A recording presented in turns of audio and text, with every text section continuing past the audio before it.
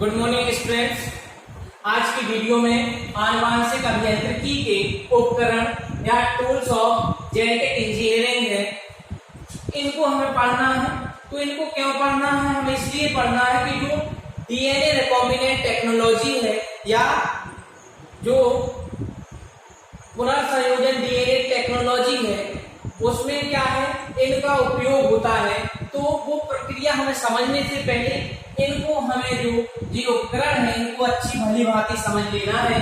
अगर इनको हमें ये उपकरण नहीं आते हैं या ये एंजाइम्स है नहीं आएंगे तो हम जो रिकॉम्बिनेंट डीएनए टेक्नोलॉजी की प्रक्रिया है उसको हम नहीं समझ सकते। इसलिए इनको बिल्कुल ध्यान से एक एक एंजाइम को याद कर लेना है और इनकी जो फंक्शन है उनको भी याद करना है, तब हम आगे की प्रक्रिया समझ पाएंगे।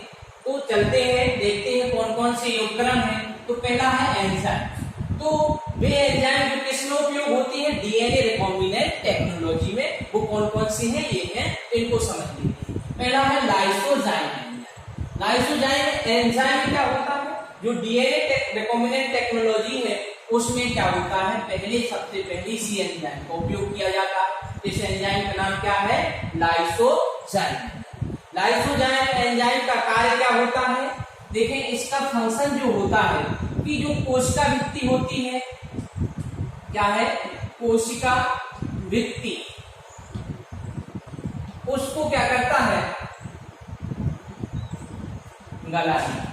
मतलब क्या है, जो ये एंजाइम हम किसी कोशिका में अगर डालते हैं तो उसकी जो कोशिका भित्ति बाहर होती है सेलुलोज की बनी, वो क्या हो जाती है, गल जाती है। तो उसको गलाने के लिए करते हैं। और गलाने के क्यों है, क्योंकि रिकॉम्बिनेंट डीएनए टेक्नोलॉजी में हमें जो डीएनए की क्लोनिंग करनी होती है या जो डीएनए निकालनी होती है उस डीएनए को हम पृथक करते हैं। तो इसका कार्य क्या है, ये जान लेना। लाइसोजाइम एंजाइम का कार्य है कि कोशिका भित्ति को गलाता है। कोशिका भित्ति गलाने के बाद फिर क्या करते हैं, उसको डीएनए की, उस कोशिका के डीएनए को निकाल लेते हैं। अगला एंजाइम है, देखें, क्लीवेज एंजाइम। क्लीवेज एंजाइम, तो क्लीवेज विदलन होता है, इसकी हिंदी क्या है, विदलन है। तो विदलन क्या होता है या क्लीवेज क्या होता है, विदलन का मतलब होता है खंड करना या बांटना। तो ये क्या है, खंड होते हैं। तो ये एंजाइम को का कार्य क्या होगा, खंड करेंगे। जैसे कोई डीएनए है, आपका डीएनए होगा तो उसके डीएनए की क्या करते हैं, खंड करते हैं। यहाँ से खंड हो जाए, यहाँ से हो जाए, बीच से हो जाए, कहीं से भी क्या है, खंड करते हैं। तो ऐसे एंजाइम को क्या कहते हैं, क्लीवेज एंजाइम कहते हैं। तो ये क्लीवेज एंजाइम हो जाते हैं। अब क्लीवेज एंजाइम के बाद ये इनके भी टाइप्स होते हैं, एक्सोन्यूक्लियस और एंडोन्यूक्लियस। तो एक्सोन्यूक्लियस और एंडोन्यूक्लियस दो एंजाइम्स हैं। तो दो एंजाइम जो है इनको समझ लेना है कि इसका पहला शब्द क्या है, एक्सो। एक्सो मीन्स होता है बाहर, तो मतलब बाहर, और न्यूक्लियस मीन्स डीएनए से संबंधित है, न्यूक्लिक अम्ल से संबंधित है। तो ये एंजाइम क्या करता है, काटता है। काटने का कार्य पहले ही बता चुके हैं। तो ये क्या करता है, डीएनए को ही काटता है, लेकिन कैसा, बाहर काटता। बाहर का मतलब क्या है, जो डीएनए के जो न्यूक्लियोटाइड होते हैं तो ये क्या करता है, सिरों पर जो सिरे होते हैं, तो एक्सो जो बाहर, क्योंकि पूरा लंबा डीएनए है तो ये क्या है, इनके बाहर ये सिरे हैं, तो इनको काटता है कौन सा, एक्सोन्यूक्लियस। तो सिरों पर काटने का कार्य कौन करता है, एक्सोन्यूक्लियस करता है। तो समझ गए होंगे। तो क्लीवेज एंजाइम का पहला है एक्सोन्यूक्लियस। एक्सोन्यूक्लियस क्या करता है, सिरों पर जो न्यूक्लियोटाइड, डीएनए की इकाई क्या होती है, न्यूक्लियोटाइड होती है, तो एक एक न्यूक्लियोटाइड को क्या करता है, सिरों से हटाने का कार्य करता है। अब आगे चलते हैं तो है एंडोन्यूक्लियस। एंडोन्यूक्लियस एंजाइम क्या है, क्लीवेज एंजाइम है। अब एंडोन्यूक्लियस क्या करता है, इसके भी समझते हैं। एंडो मीन्स क्या होता है, मध्य या अंदर, और न्यूक्लियस में न्यूक्लिक अम्ल से संबंधित है। तो ये कहाँ काटेगा, ये डीएनए के कहीं अंदर काटेगा, मतलब मध्य से भी काट सकता है, यहाँ से भी काट सकता है, यहाँ से भी, यहाँ से, लेकिन सिरों को छोड़ करके कहीं से भी क्या करता है, एंडोन्यूक्लियस डीएनए के खंड कर सकता है या उनको काट सकता है। तो आप दोनों एंजाइम समझिए, कट करने का है, एक सिरों पर करता है, डीएनए को मध्य में, कहीं से मध्य में या सिरों को छोड़कर अंदर कहीं से भी कट करता है। तो एंडोन्यूक्लियस में जो एक है रेस्ट्रिक्टेड रिस्ट्रिक्टेज एंडोन्यूक्लिएज जो है प्रतिबंधन या निर्बंधन एंडोन्यूक्लिएज है, तो ये एंजाइम कौन सा है? एंडोन्यूक्लिएज ही है। तो ये कार्य क्या करता है? ये कार्य एक विशेष स्थल को काटता है जहां पर क्या होते हैं? पैलिएंड्रोम क्या पाए जाते हैं? ब्लूम पद पाए जाते हैं या पैलिएंड्रोम पाए जाते हैं। तो ब्लूम पद क्या होते हैं? ऐसे सेगमेंट जिनको आगे से और पीछे से पढ़ते हैं तो उनका क्या होता है? एक ही शब्द आ जाता है। जैसे आप देखें यहां की, जैसे मलयालम, तो पैलिएंड्रोमिक है एक। कैसे है पैलिएंड्रोमिक? देखें मलयालम, यहां से भी पढ़े तो मलयालम पढ़ेंगे और यहां से भी पढ़ेंगे तो मलयालम, तो इनको दोनों। तो रिस्ट्रिक्टेड एंडोन्यूक्लिएज ऐसे ही खंडों पर काटता है। जब डीएनए के कि यहां से भी पढ़े तो वही आए, यहां से भी पढ़े तो वही चीज आए, तो ये रिस्ट्रिक्टेड एंडोन्यूक्लिएज यही काट देता है। जैसे आपका GAA टी ऐसे है, तो यहां से भी उसी प्रकार से होगा टी, तो यहाँ से GTT इस प्रकार से, तो इसको यहाँ पढ़ेंगे तो यही आएगा, तो यहाँ से भी पढ़ेंगे तो वही चीज आनी चाहिए। तो वहीं से क्या करता है? G से ऐसे काट देता है। तो इस प्रकार का कौन सा एंजाइम करता है? निर्बंधन एंडोन्यूक्लिएज एंजाइम या रिस्ट्रिक्टेज एंडोन्यूक्लिएज एंजाइम का कार्य होता है वो ऐसे खंडों को काटता है, कैसे? जो दोनों साइड पढ़ने पर समान अर्थ उनका निकलता है। अब अगला है लाइगेज। लाइगेज एंजाइम जो है क्या करता है? जब किसी कोशिका से जो जिसमें क्या किया था? डीएनए को, जैसे डीएनए को निकाला हमने, निकालने के बाद क्या किया? इसका खंड हमने पृथक कर लिया। पृथक करने के बाद जैसे इसको यहां से हमने क्या कर लिया? इसको अलग कर लिया। अलग करने के बाद अब ये लाइगेज एंजाइम क्या करता है? कटे हुए खंडों को, जो डीएनए के खंड हैं वो कटे हुए खंडों को जोड़ने का कार्य करता है। जैसे हमने एक विशेष जीन निकाल लिया या जीन वाला डीएनए निकाल लिया, तो अब वो किसमें? क्लोन में हमें इस प्रकार से क्या करना है?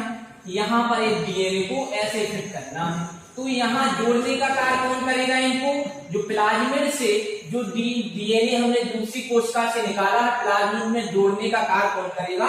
Ligase enzyme. तो हमें इतनी बात समझ लेनी है कि लाइगेज का कार्य क्या होता है?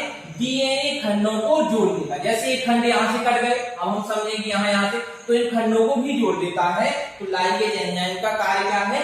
डीएनए खंडों को जोड़ने का कार्य होता है। आप समझ गए होंगे। आगे चलते हैं। अगला एंजाइम है सिंथेटेज या सिंथेसिस एंजाइम या संश्लेषी एंजाइम भी कहते हैं। तो संश्लेषी आप लोग भी जानते हैं, संश्लेषी का मतलब होता है किसी चीज का निर्माण होना या बनना। तो इसमें क्या होता है? ये क्या करता है? डीएनए का निर्माण करती है। जैसे कि बहुत सारे आपकी जो डीएनए की इकाई होती है, डीएनए की जो न्यूक्लियोटाइड है, तो ये क्या करते हैं? संश्लेषण डीएनए का करते हैं, तो आपस में जोड़ करके एक डीएनए का निर्माण कर देते हैं। तो ऐसे को क्या कहते हैं? संश्लेषी एंजाइम, की जिनसे डीएनए का क्या होता है? निर्माण होता है। जैसे कि दो जो रेप्लिकेशन होता है तो दो खंड अलग हो जाते हैं। दो खंड अलग होने के बाद उसमें फिर एक एक चेन बन जाती है। तो एक इसका कार्य होता है, ये कार्य होता है डीएनए पॉलीमरेज का कार्य होता है। तो संश्लेषी इसमें क्या हो जाती है? डीएनए का संश्लेषण होता है। एक स्ट्रैंड से दूसरे स्ट्रैंड का संश्लेषण कौन कर देता है? डीएनए पॉलीमरेज करता है। तो समझ गए होंगे ये क्या करता है? डीएनए का संश्लेषण करता है। रिवर्स ट्रांसकरेक्टेज, तो रिवर्स मीन्स आप जानते हैं कि रिवर्स हो जाओ तो पीछे, मतलब रिवर्स का मतलब है, तो ये क्या होता है? रिवर्स है। रिवर्स ट्रांसकरेक्टेज में क्या होता है? जो आरएनए होता है वो आरएनए से किसका निर्माण हो जाता है? डीएनए का निर्माण भी क्या कहलाता है? रिवर्स ट्रांसकरेक्टेज है ये। और अगला है एल्कलाइन फॉस्फेटेज। एल्कलाइन फॉस्फेटेज क्या होता है? ये एंजाइम क्या करता है? जैसे कि हमने कोई डीएनए को यहाँ पृथक किया था, तो पृथक करने के बाद ये फिर से कैसा ना हो जाए? आपस में इस प्रकार से सर्कुलर ना हो जाए। तो इस सर्कुलर ना हो जाए, इसलिए क्या करता है? ये डीएनए के सिरों से क्या कर देता है? वो फॉस्फेट समूह को, किसको? फॉस्फेट समूह को हटाने का कार्य करता है। इसलिए इसे क्या कहते हैं? फॉस्फेटेज एंजाइम कहते हैं। क्यों कहते हैं समझ गए आप कि ये क्या करता है, डीएनए सिरों से फॉस्फेट समूह को हटाने, जैसे डीएनए के सिरों से क्या कर देगा, फॉस्फेट समूह हटा देगा। तो क्यों हटा देगा, क्योंकि ये डीएनए कैसा ना हो जाए, सर्कुलर ना हो जाए। अब इसके बाद आप आ जाते हैं जो दूसरा होता है क्लोनिंग वेक्टर या, तो अब जो डीएनए रिकॉम्बिनेंट टेक्नोलॉजी होती है उसमें क्लोनिंग वेक्टर की आवश्यकता होती है। तो क्लोनिंग वेक्टर क्या होता है, जैसे कि हमने एक कोशिका से कोई डीएनए निकाला और उस डीएनए को काट करके एक सेगमेंट बनाया और उस सेगमेंट को जिसमें हम जोड़ते हैं, जैसे हमने प्लाज्मिड में जोड़ा, तो प्लाज्मिड क्या है, ये वाहक है, वाहक या क्लोनिंग वेक्टर है, क्योंकि ये फिर क्लोन बनाएगा। तो इसमें आपकी क्लोनिंग वेक्टर क्या हो जाती है कि जिस डीएनए जो दूसरे डीएनए को, वांछित डीएनए को जिस डीएनए में जोड़ते हैं वो कहलाता है वाहक डीएनए या वाहक कहलाते हैं। तो ये कौन से होते हैं, प्लाज्मिड। प्लाज्मिड क्या होती हैं, जीवाणु कोशिकाओं में जो अतिरिक्त डीएनए होता है, जैसे क्रोमोसोमल डीएनए के अलावा कोशिका जो होती है एक, तो इसमें एक क्रोमोसोमल आरएनए डीएनए होता है और उसके अलावा एक छल्ले नुमा एक अलग से पाया जाता है डीएनए, जिसे हम क्या कहते हैं, प्लाज्मिड कहते हैं। और बैक्टीरियोफेज भी क्या है, वाहक होता है। तो बैक्टीरियोफेज क्या होता है, जो आपने देखा होगा ये वायरस होता है, बैक्टीरियोफेज जो बैक्टीरियो पर वो करता है, संक्रमण करता है बैक्टीरियो को, तो ये भी क्या होता है, वाहक का कार्य करते हैं। तो इस प्रकार से ये उपकरण है, किसके उपकरण है, आनुवांशिक अभियांत्रिकी के उपकरण है, जिसमें हम डीएनए रिकॉम्बिनेंट टेक्नोलॉजी में ये सभी यूज होंगे। तो आज के लिए इतना ही, हम नेक्स्ट वीडियो में रिकॉम्बिनेंट डीएनए टेक्नोलॉजी क्या होती है उसका अध्ययन करेंगे। धन्यवाद।